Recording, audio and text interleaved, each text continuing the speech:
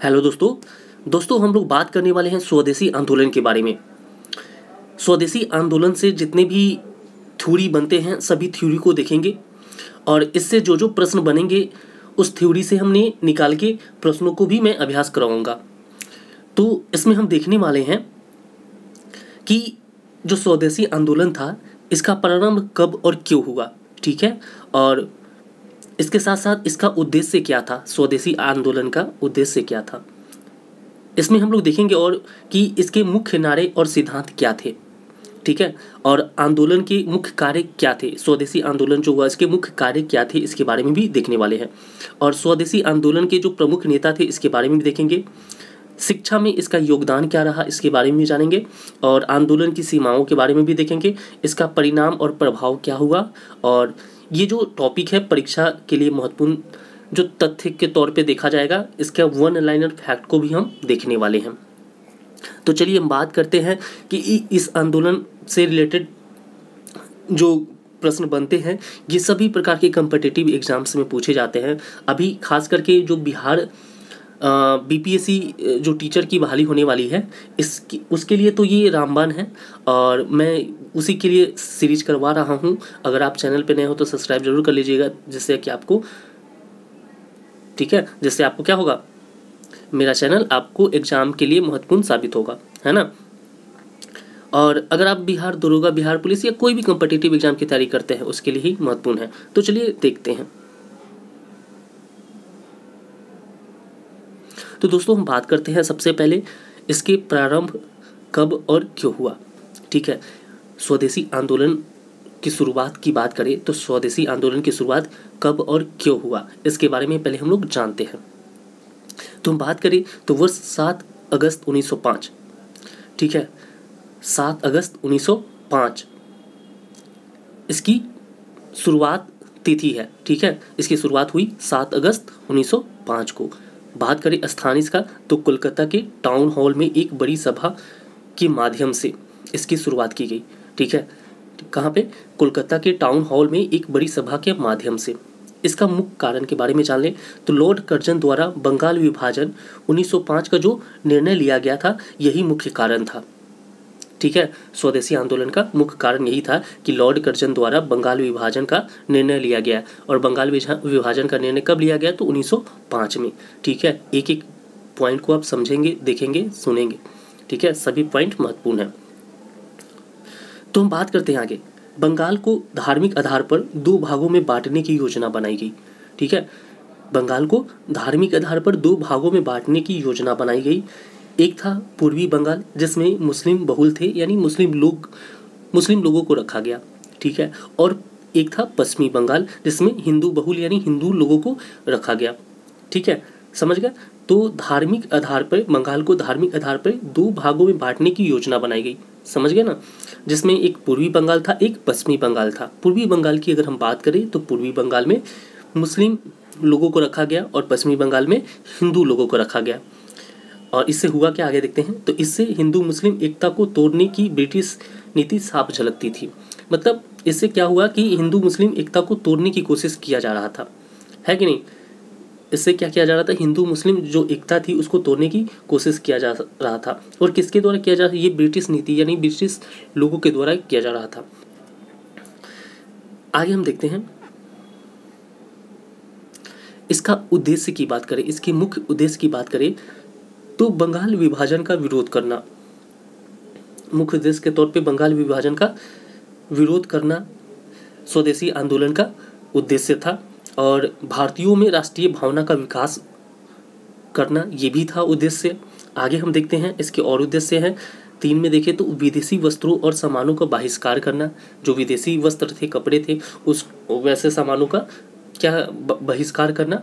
और चौथा था कि देसी वस्तुएं, स्वदेशी वस्त्र, साबुन, माचिस आदि का उपयोग बढ़ाना, यानी अपने देश में जो चीज़ें बन रही थी उसको ज़्यादा से ज़्यादा उपयोग को बढ़ाना, ये सब चीज़ें थी। आगे हम देखते हैं इसके मुख्य नारे और सिद्धांत के बारे में बात करें तो स्वदेशी आंदोलन के मुख्य नारे और सिद्धांत क्या थे इसके बारे में हम लोग देखते हैं। जैसे कि आप लोग देख रहे हैं कि स्वराज मेरा जन्मसिद्ध अधिकार है। यहाँ से प्रश्न पूछे जाते हैं, हालांकि ये टॉपिक बहुत ही महत्वपूर्ण है, जैसा मैंने पहले ही बताया है। स्वराज मेरा जन्मसिद्ध अधिकार है, ये किसके द्वारा कहा गया है? तो ये कहा गया है बाल गंगाधर तिलक के द्वारा। ठीक है, इसके बाद बात करें स्वदेशी वस्त्र अपनाओ, विदेशी का बहिष्कार करो। इसके ये भी नारे रहे। ठीक है, पहला नारा था कि स्वराज मेरा जन्मसिद्ध अधिकार है, इसमें ये नारा था। और ये नारा की बात करें तो किसने दिया था? तो बाल गंगाधर तिलक ने दिया था। दूसरा था कि स्वदेशी वस्त्र अपनाओ, विदेशी का बहिष्कार करो, ये भी नारा था। और तीसरा था कि आत्मनिर्भर भारत की दिशा में पहला संगठित प्रयास। ये सभी इसके मुख्य नारे थे स्वदेशी आंदोलन के। ठीक है, अब इसके बात करें आगे आंदोलन के मुख्य कार्य की बात करते हैं। अब बात करें आंदोलन के मुख्य कार्य, तो इसके मुख्य कार्य क्या थे देखते हैं। पहले नंबर पे है कि विदेशी वस्तुओं की होली जलाना। ठीक है, विदेशी वस्तुओं की होली जलाना, यानी विदेशी जो सामान थे उसको सभी को इस भारत से मिटा देना, जला देना, कहने का मतलब ये हुआ। दूसरा था कि स्वदेशी कपड़ों का प्रचार, यानी भारत में जो कपड़े बन रहे थे उन सभी कपड़ों का प्रचार करना, लोगों तक बातें पहुंचाना। ठीक है ना। तीसरा था कि स्वदेशी विद्यालय, राष्ट्रीय शिक्षा संस्थानों की स्थापना करना। ठीक है, और चौथा था खादी और चरखा का प्रचार प्रसार करना। ये सभी आंदोलन के मुख्य उद्देश्य थे। कौन से आंदोलन के? तो स्वदेशी आंदोलन के। ठीक है, चलिए अब हम बात करते हैं आगे इसमें बात करेंगे हम प्रमुख नेता के बारे में। ठीक है, प्रमुख नेता, यहाँ से भी प्रश्न पूछे जाते हैं आपके एग्जाम में, तो ध्यान से देखेंगे। बात करते हैं प्रमुख नेता, जिसमें नेता के बारे में जानेंगे और उस नेता का क्या योगदान रहा इसमें, उसके बारे में भी हम लोग जानने वाले हैं। तो हम बात करें बाल गंगाधर तिलक की। ठीक है, तो इनका जो योगदान था, आंदोलन को जन आंदोलन तक पहुंचाना था। आंदोलन को जन आंदोलन तक पहुंचाना, कहने का मतलब ये जो आंदोलन शुरू हुई थी इसको लोगों तक पहुंचाना, बहुत सारे लोगों के पास इस आंदोलन के बारे में जानकारी देना, बताना। ठीक है, आगे हम बात करें बिपिन चंद्र पाल, तो ये इनका योगदान था कि क्रांतिकारी विचारों का प्रचार करना, बिपिन चंद्र पाल का। ठीक है, इसके बाद बात करें अरविंद घोष, तो इनका योगदान इसमें रहा कि स्वदेशी आंदोलन के सिद्धांतकार थे। ठीक है, लाला लाजपत राय की बात करें तो पंजाब में नेतृत्व किया। रविन्द्रनाथ टैगोर की बात करें तो गीतों और साहित्यों से प्रेरणा दी। ठीक है, ये सभी चीज़ें थी। अब हम बात करते हैं शिक्षा में योगदान की बात करें तो नेशनल काउंसिल ऑफ एजुकेशन की स्थापना 1906 में हुआ, वो भी हुआ कहाँ? कलकत्ता में। ठीक है, नेशनल काउंसिल ऑफ एजुकेशन की स्थापना 1906 में हुआ, कहाँ हुआ? कोलकाता में। ठीक है, दूसरी बात करें तो स्वदेशी स्कूल और कॉलेज, जहां भारतीय इतिहास, संस्कृति और विज्ञान पढ़ाए जाते थे। इन सभी चीज़ों का योगदान रहा शिक्षा में।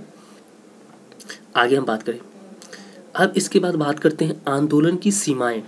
तो दोस्तों हम आंदोलन की सीमाओं के बारे में जानेंगे क्या थी। तो शहरी और मध्यम वर्ग तक ही सीमित था। ये जो आंदोलन था शहरी और मध्यम वर्ग तक ही सीमित था। ठीक है, और किसान मजदूर वर्ग भी की भागीदारी कम थी। इसमें किसान मजदूर वर्ग की भागीदारी जो थी वो कम थी।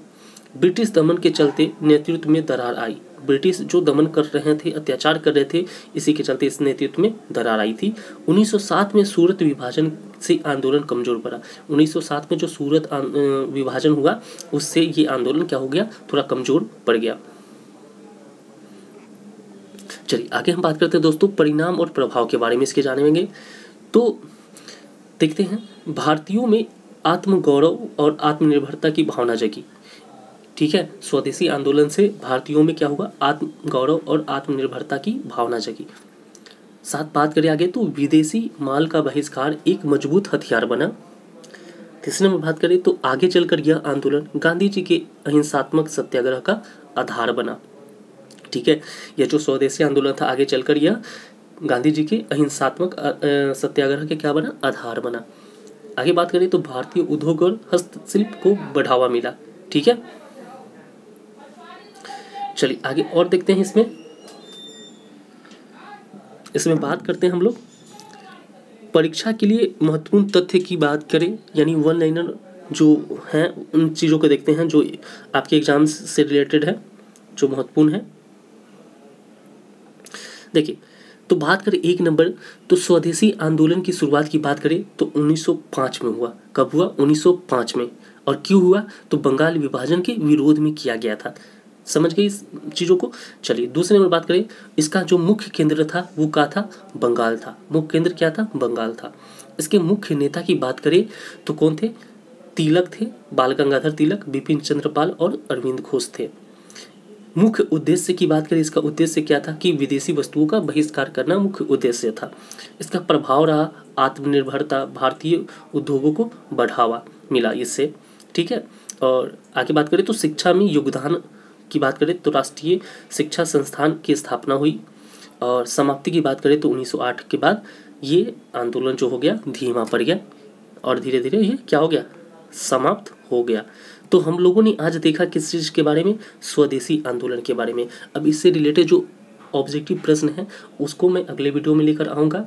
इसी प्रकार से मैं हर एक टॉपिक को लेकर आ रहा हूँ, इसका थ्योरी करा रहा हूँ, उसके बाद MCQ से रिलेटेड करवा रहा हूँ, जो कि आपके एग्जाम के लिए बहुत ही महत्वपूर्ण है। अगर आप BPSC टीचर की तैयारी करते हैं तो मेरे चैनल को सब्सक्राइब जरूर कर लीजिएगा, या फिर किसी भी कम्पिटिटिव एग्जाम की तैयारी करते हैं जिसके लिए मेरा चैनल बहुत ही उपयोगी है। तो चलिए मिलते हैं अगले वीडियो में, तब तक के लिए धन्यवाद।